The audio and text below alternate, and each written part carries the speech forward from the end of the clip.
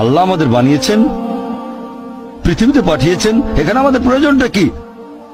আমাদের এই অস্তিত্বের উদ্দেশ্যটা কি?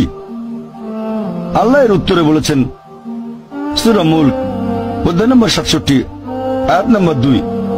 আল্লাহ বলেছেন আল্লাযী খালাকাল মাউতা ওয়াল হায়াতা, যে আল্লাহ সৃষ্টি করেছেন মৃত্যু ও জীবন পরীক্ষার জন্য। কে তোমাদের মধ্যে কর্মোত্তম? আর আল্লাহ পাক তো ওয়াদা করেছেন নবী সাল্লাল্লাহু আলাইহি ওয়াসাল্লামকে মেরাজের রাতে, যে তোমার উম্মতের যে কোনো ব্যক্তি যদি শিরক না করে আমার সামনে হাজির হয় আমি তাকে মাফ করব।